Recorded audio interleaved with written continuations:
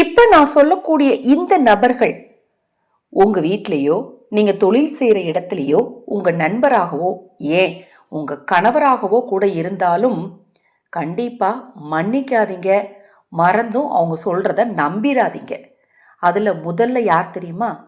உங்க நம்பிக்கையை உடைச்சிட்டு முகத்துக்கு நேரா சிரிச்சவங்க மாறவே மாட்டாங்க.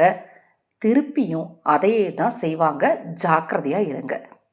உங்களுடைய நல்ல மனசை வீக்னஸாக நினச்சி யூஸ் பண்ணிக்குவாங்க. அவங்களுக்கு உங்கள் அன்பு மேலே பெருசாக மரியாதையே இருக்காது. அவங்களையும் நம்பாதீங்க, மன்னிக்காதீங்க.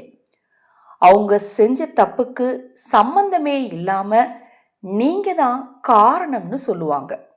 அவங்க செஞ்ச தப்புக்கெல்லாம் ஒரு கட்டத்தில் உங்களையே பொறுப்பாளியாகவும் ஆக்கிடுவாங்க.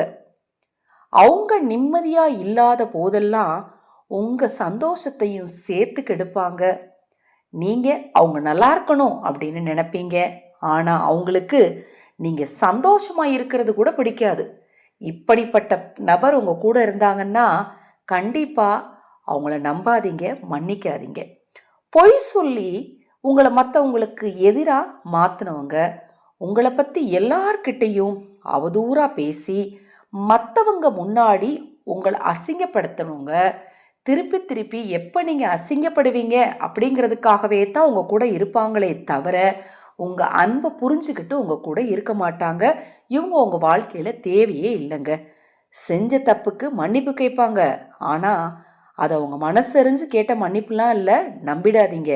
திருப்பியும் அதே தப்பை செய்வாங்க, திருப்பியும் மன்னிப்பு கேட்பாங்க. நீங்கள் மறுபடியும் மன்னிச்சிங்கன்னா உங்களே முட்டாளாக்கிட்டு அவங்க பாட்டுக்கு தப்பு செஞ்சுக்கிட்டே போவாங்க. கடைசியாக உங்கள் மேலேயே உங்களுக்கே சந்தேகம் வர வச்சுருவாங்க.